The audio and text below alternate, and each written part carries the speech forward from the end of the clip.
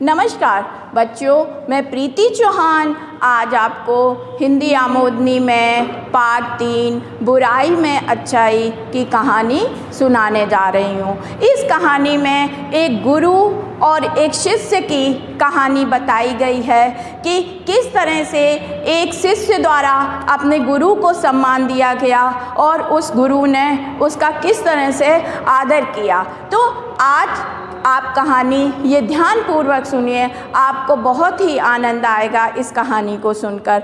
बहुत समय पहले की बात है कि एक शिष्य आश्रम में रहता था और वह अपने गुरु से शिक्षा ग्रहण करता था। तो बहुत दिनों तक वह आश्रम में रहते रहते थक गया, तो उसे अपने घर की याद आई और वह शिष्य अपने गुरु से छुट्टी लेकर 1 सप्ताह के लिए अपने माता पिता से मिलने के लिए अपने घर गया। उस समय बच्चों क्या होता था कि कोई भी साधन नहीं था, सवारी नहीं थी, गांव जाना पड़ता था, पैदल ही जाना पड़ता था। तो इसलिए वह शिष्य पैदल ही चल पड़ा। चलते चलते उसे बहुत देर हो गई। फिर क्या हुआ कि उसे बहुत तेज से प्यास लगी, तो उसने पानी की तलाश में इधर उधर देखा। तो उसने देखा कि एक पास में कुआं है। तो वह बड़ा प्रसन्न हुआ और उसने कुएं से ठंडा जल भरा। तो जल भर के उसने पिया। जब उसने वह जल पिया तो उसे एक अद्भुत तृप्ति प्राप्त हुई। अद्भुत तृप्ति, आश्चर्यचकित करने वाली तृप्ति उसे प्राप्त हुई। तो उसने सोचा कि ये जल कितना शीतल और मीठा है, क्यों ना इस जल को अपने गुरु के लिए भर लिया जाए। तो उसने अपनी मशक निकाली और उसमें वह जल भर लिया। बच्चों, अब आप ये सोचोगे कि ये मशक क्या है। मशक चमड़े का एक थैला होता है। पुराने समय में लोग पानी के लिए वही प्रयोग करते थे। मशक मीन्स चमड़े का थैला। तो चमड़े को उसने मशक भरी और गुरु के आश्रम में चल दिया। और चलते चलते वह गुरु के पास पहुंचा और उसने गुरुजी को सारी बात बताई। तो गुरुजी बहुत प्रसन्न हुए।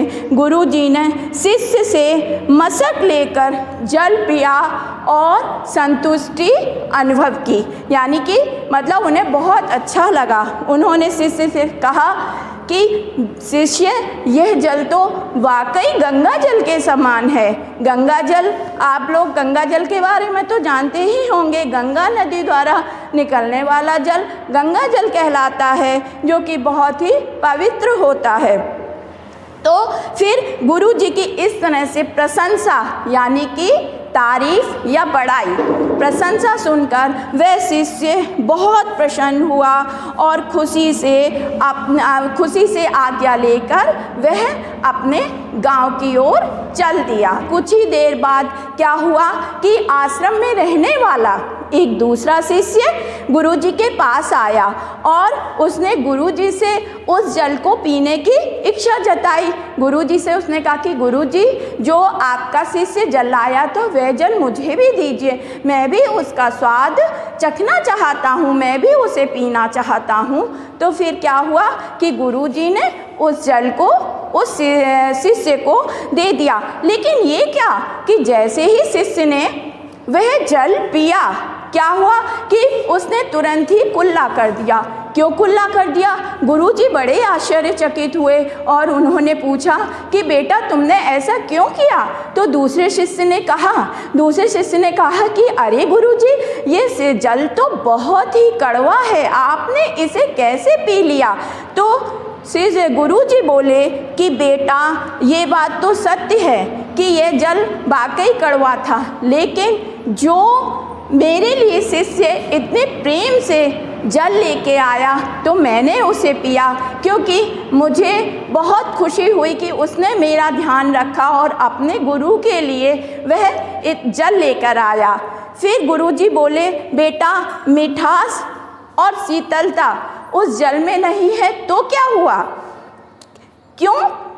तो शिष्य ने कहा कि क्यों कुछ नहीं हुआ? तो गुरुजी ने बोला कि इसलिए कि जो वह जल लेके आया था उसके मन में तो वह मिठास थी, इसलिए मैंने उसे प्रेम पूर्वक पिया।